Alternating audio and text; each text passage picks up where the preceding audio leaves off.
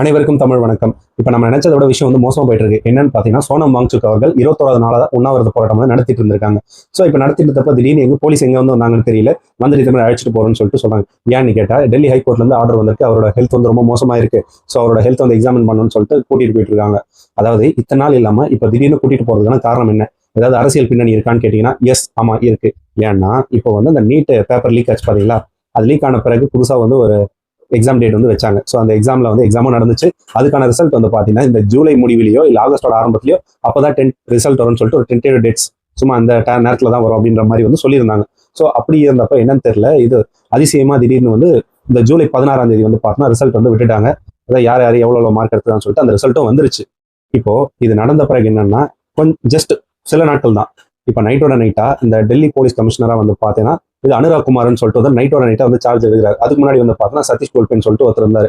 இப்போ திடீர்னு இவர் சார்ஜ் எடுத்த அன்னைக்கு நைட் சார்ஜ் எடுத்தார் பார்த்தீங்களா, அது மறுநாளே வந்து பார்த்தீங்கன்னா இவர் வந்து கூட்டு போகணும்னு சொல்லிட்டு சொல்றாங்க. ஸோ இதெல்லாம் தாண்டி நான் இன்னொரு விஷயம் வந்து நான் எதிர்பார்த்தது என்னன்னா, இன்னைக்கு இருந்தாலும் ஒரு நாள் வந்து இவங்க ப்ரொடெஸ்ட் வந்து கலைக்கிறதுக்காக ஏதாவது ஒரு வழி பண்ணுவாங்க. இப்போ என்னன்னா இந்த ப்ரொடெஸ்ட் வந்து இவங்களோட டிமாண்ட்ஸ் என்னன்னு சொல்லிட்டு கேட்டு இவங்க ஏதாவது பண்ணி ஆகணும். இவங்க வந்து அதை மேக்ஸிமம் அது தவிர எல்லாத்தையும் பண்ணுவாங்கன்னு நான் எதிர்பார்த்தேன். அது பண்ணாங்க. ஏன்னா இந்த மாதிரி விஷயம் வந்து இந்த ப்ரொடெஸ்ட்டை பார்த்து ஏற்கனவே இவங்களுக்கு ஒரு பயம் உண்டாக்கியிருக்கு. எங்கன்னு பார்த்தீங்கன்னா அதுக்கு காரணம் நம்ம தான், தமிழ் ஆளுங்க தான். அந்த ஜல்லிக்கட்டு போராட்டம் ஞாபகம் இருக்கு பார்த்தீங்களா?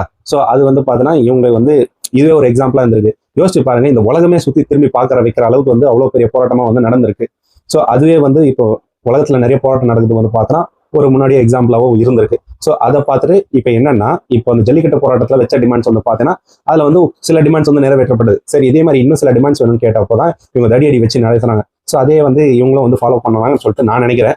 ஸோ அதே தான் இப்போ வந்து இவர் கூட்டிட்டு போனது போக இப்போ அந்த அபிஜித் திப்கே, அதாவது சிஜேபியோட அந்த காக்ரோச் ஜனதா பார்ட்டியோட ஃபவுண்டர். ஸோ அவர் வந்து பார்த்தோன்னா அவர் ரெஸ்பான்சிபிலிட்டி எடுத்து அவர் வந்து அந்த ப்ரொடெஸ்ட் வந்து கண்டினியூ பண்றாரு. இது எவ்வளவோ பாராட்டக்கூடிய ஒரு விஷயம். ஏன்னா இப்போ பெரிய ஆள் யாராவது பண்றாங்கன்னு வச்சுக்கோங்களேன், அவங்களுக்குன்னு ஒரு இமேஜ் இருக்கு, அவங்க அதை காப்பாற்றி ஏதாவது பண்ணுவாங்க. இப்போ அமெரிக்காலேருந்து சும்மா வந்து அவர் பாட்டுன்னு ஒரு வேலை ஒன்று பார்த்துட்டு இருந்தாரு. சரி, இங்கே வந்துட்டு ஏதோ நாட்டுக்காக ஏதோ ஒன்று பண்ணணும்னு சொல்லிட்டு இறங்கியாச்சு. ஸோ அவரை நம்பி ஒரு பெரிய ஆள் வந்து இறங்கிட்டாரு, யாரும் சோனம் வாங்சுக். ஸோ அவரை விட்டுட்டு போனதை நம்ம கண்டினியூ பண்ணணும்னு சொல்லிட்டு இருக்கிறார் பார்த்தீங்களா, அந்த மனசை நல்லா பாராட்டக்கூடிய ஒரு விஷயம். ஸோ இதுதான். இந்த மாதிரி விஷயம் தெரிஞ்சு நிச்சயம் மறக்காம நம்மளை ஃபாலோ பண்ணிட்டு சப்ஸ்கிரைப் பண்ணி மீண்டும் உங்களை எடுத்து சந்திக்கிறேன். நன்றி, வணக்கம்.